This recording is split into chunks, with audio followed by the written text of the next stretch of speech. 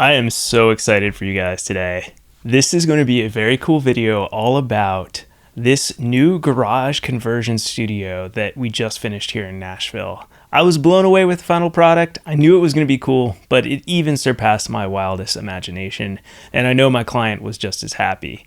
You can see some of these videos here of what we accomplished in this once was old studio that was inside the garage already, that then we transformed into something completely different. If you're going on this journey and you're interested in learning how to soundproof and build home recording studios, definitely check out my free soundproofing workshop at soundproofyourstudio.com/workshop.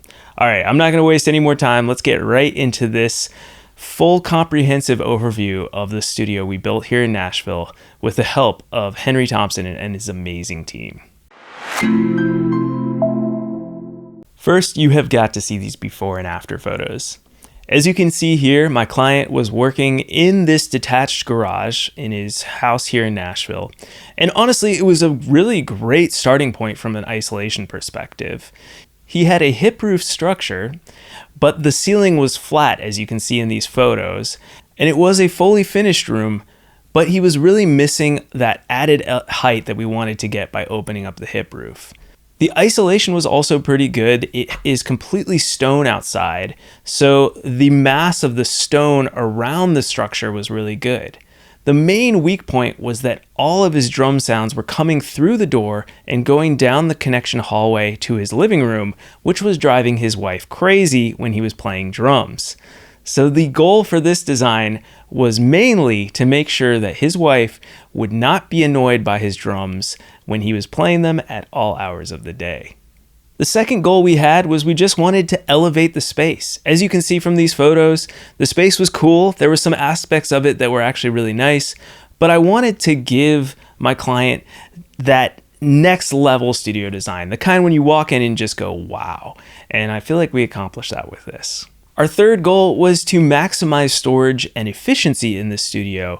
Since we were dealing with a fairly small room to begin with, and this is true with all the home recording studios I design, I wanted to make sure that in the design, I both utilized the space to make sure the acoustics were great, especially the low end, while also giving my client plenty of room for storage in the corners and in unique ways that I'll show you later on. The other thing that is just really cool is the first thing that my client said to me right when I walked up.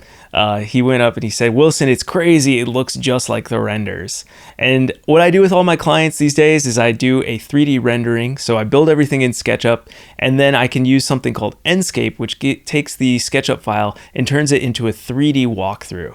And I give my clients some pictures and walkthroughs of the studio so you can get a real feel, especially for the lighting, which is so crucial in a lot of these studio designs before we even build anything. So we can experiment with lighting. And as you can see here, the rendering side by side with the finished studio is pretty wild and pretty crazy. All right, let's start with the nerdy side of this, why a lot of you come to my channel, which is, what is the isolation design? What did we do to make this thing soundproof?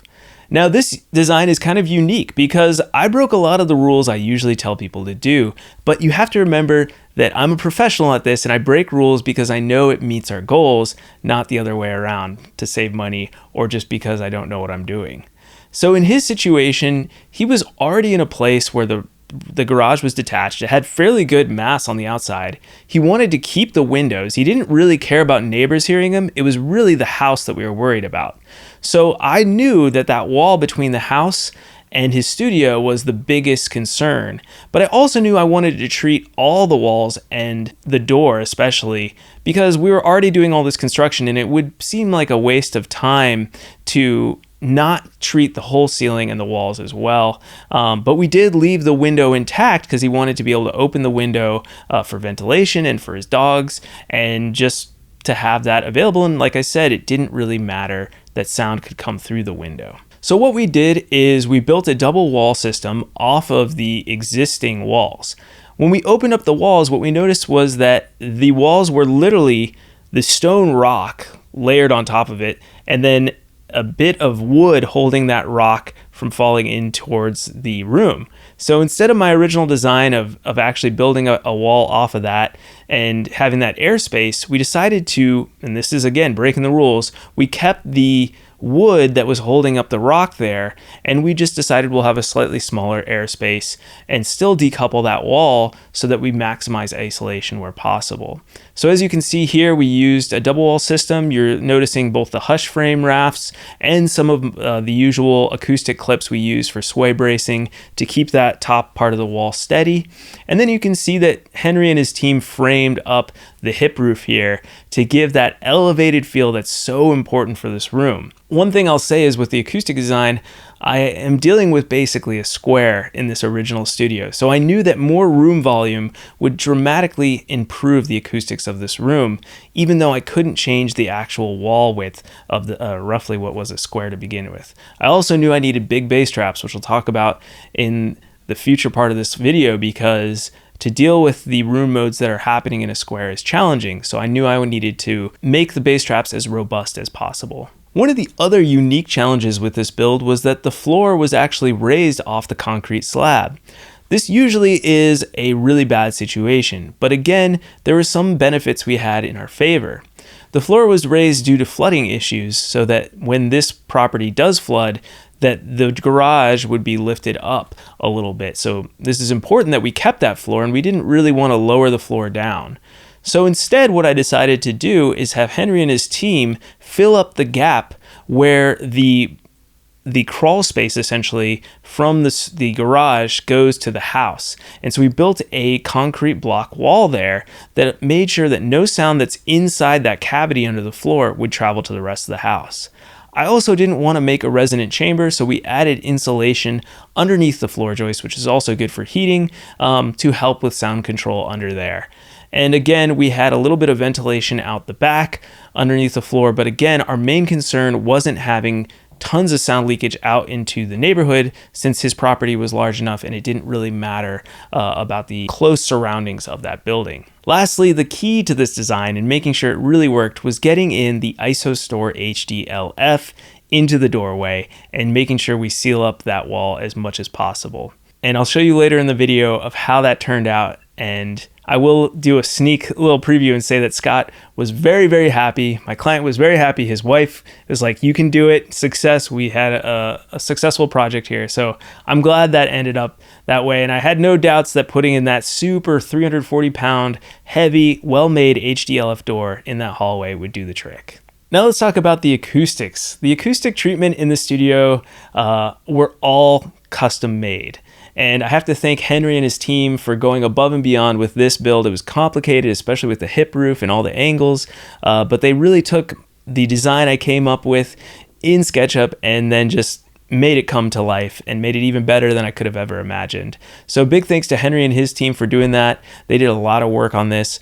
But as you can see in the final videos here, that it was a combination of a lot of ceiling clouds to cover up the hip roof, but we also wanted to show some of the shiplap that was behind the ceiling clouds to make sure that the wood and the acoustics were balanced. A lot of times you'll find studio designers who are obsessed with acoustics, or maybe they're actually too far obsessed with the aesthetics, and I find there's a nice happy medium in there where you can get great acoustics without sacrificing the beauty and the ambiance of the room.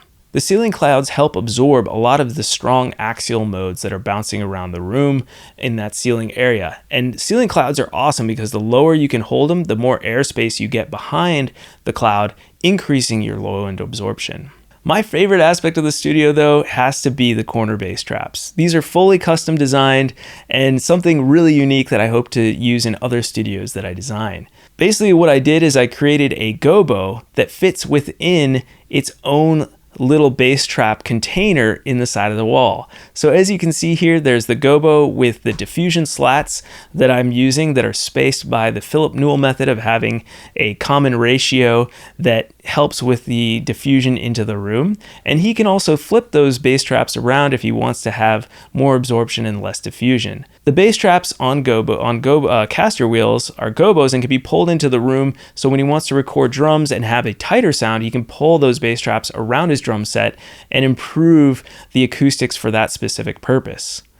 They also hide what I think is so cool is the storage that's behind them. In home studios, we rarely have enough room to have tons of extra closets in our studio, and it's just not something that we want to spend the money on. So by incorporating a closet behind your bass trap, you not only increase your low end absorption by having a larger space, but you also have the ability to then store things behind there and not have to look at them while you're using your studio. This bass trap design is by far one of my favorites and something I'm going to use a lot. And in my future home studios, I'll definitely incorporate something like this into it as well, because it just works so perfectly here for Scott. In the back end of his room, the bass traps were a little bit different because we had to work around the mini split that was already there. But what's really cool is that Henry and his team came up with an idea to make a custom bass trap that can be fully taken down if he wanted more space in the room.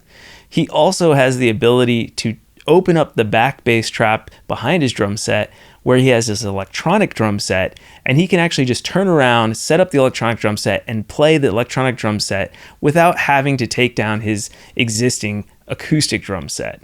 It's pretty freaking cool, and I have to give Scott credit for being a huge help in this design to making it custom for exactly how he would like to use it. Next, we have to talk about lighting. I think a lot of times people who DIY their home studios, including myself, don't give enough thought into lighting with part of the aspect of the design, but it's probably one of the most important designs for the aesthetic, the ambiance, the feel, the vibe, all things that are super important in music, is creating a feel in the room that evolves to creating more and more creativity, and also just the wow factor. When people walk in, they're impressed, they feel like this is high quality. All those things can come from lighting. Ironically, it has nothing to do with audio. But I take lighting seriously, and that's why I use the rendering program Enscape to help my clients visualize lighting and understand how their studio could look with a really high degree of accuracy. In this studio, we went above and beyond with lighting. We put spotlights in all four corners with colored bulbs. I usually like to use the Philips Hue bulbs. And then we also did track lighting in the clouds to help with isolation so that we don't have to put huge holes in that beautiful shiplap ceiling, and also reduce isolation. So this was a really cool aspect of this design, and it's something I do a lot, is put my lighting in the acoustic clouds themselves. I think it's worth taking another look at the before and after so you can see what the initial lighting and feel of the room was like versus the after effect here, with seeing the photos before and these videos after. The next thing I want to talk about is wiring. We did something really unique, and I got to give credit to Henry and Scott on this one because I didn't even think of this, but I'm definitely going to steal it for future designs, which is creating a separate wire chase down at the floor that you wouldn't even really notice, as you can see here, but you can actually unscrew it. It's actually unscrewed now, but you can pull it out and you'll find that there's the XLR cables, the HDMI cables, whatever you want to run there from his main computer to his secondary computer by his drums is hidden and in its own chase. And I really love this idea because a lot of times in studios, you're not even going to be looking in that part of the room, and it just blends perfectly into the wall anyways. I'm really jealous that Scott has a secondary monitor and keyboard and mouse by his drum set so that he can easily control everything he's doing and recording from his main computer at his mixing position. As someone who has their drums and their mixing in the same room, I would love to have this in my future studio so that I can easily edit, manipulate, record drums at the drum seat and not have to keep running back and forth. And so he did this perfectly. He has everything set up, thought out carefully so that he doesn't have to run back and forth when he's recording his drums. Another thing that I gotta give Scott a ton of credit for that I'm also gonna steal is this idea that he had of hanging his overhead mics above his drums off the ceiling, and he said this just opens up a ton of floor space, and he's right, so that he doesn't have to have those pesky overhead mics around his drum set. And he can easily change them and adjust them using his unique design that he purchased to hang them from the walls. He also did this really cool thing, and he has his condenser mic, room mic, up in the top corner on the other side of the room so that he can use that as a room mic easily and adjust that as needed as well. All right, now that you've seen this room a lot, you're probably wondering, well, how well does it isolate? So I had to do these tests. What I did is I used the Decibel X app on my phone, and I apologize, I didn't pay for the app ahead of time. I forgot about that, and that doesn't allow me to do super long videos. So if it cuts off, I did make a second video to kind of show how it sounds outside the door. But here are some of the test videos we did, both blasting some music on his mix system, which was really loud, and him playing drums, which hit about 104 dB on my phone meter. So check this out right here.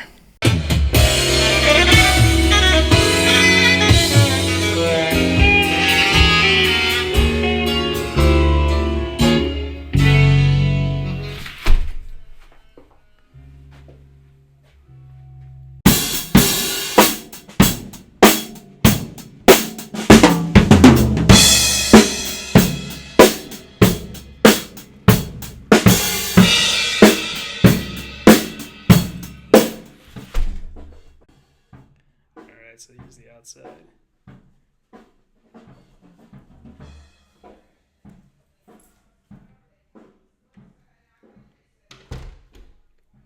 He's got a second door.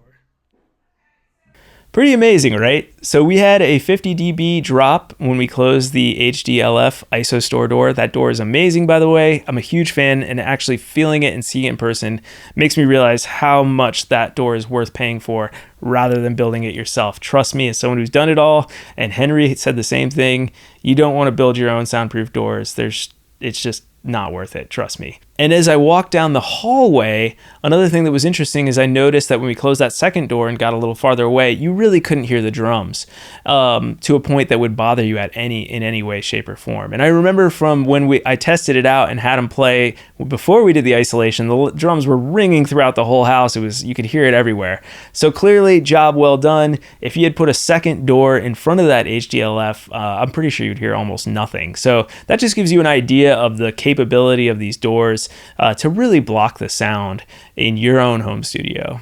All right, just a little bit of shameless promotion here. I'm going to show this clip of Scott telling you guys what he thinks about the studio. So you don't have to trust me. This is from his own voice of how amazed he was. And he was like a kid in a candy shop when I came and visited him.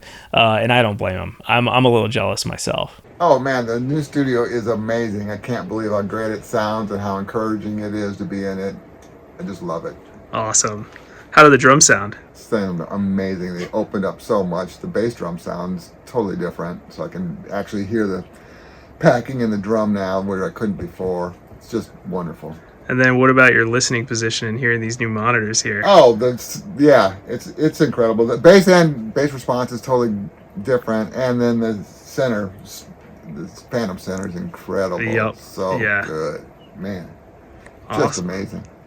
So in conclusion, I hope you guys have enjoyed this look at Scott's studio, and Henry did an incredible job. I just can't thank him enough. By the way, these guys knocked this out from started like early July, like July 1st, and finished it about mid-October. So like a 3.5 build. Granted, we didn't do a lot of super complex HVAC work, but there was a lot of complex acoustic work that they did. And I just got to say that his team, they're fantastic. I work with teams all over the world, and no one can do it as fast as Henry. So keep that in mind if you're in Nashville. And then the other thing I'll say is I just hope this shows you, the quality that goes into the design work that I do here with the studio. And that if you really want to take your studio to the next level, you can DIY it all day long, but, definitely know that there's a lot of variables that take a studio from a room like you saw at the beginning here to that final view that we did with the walkthrough. And it's really hard to nail it on your first try. So if you're down to do the DIY thing, I always give away this for free. This is my free soundproofing workshop just to help and give. I'm all about that. You can go to soundproofyourstudio.com/workshop.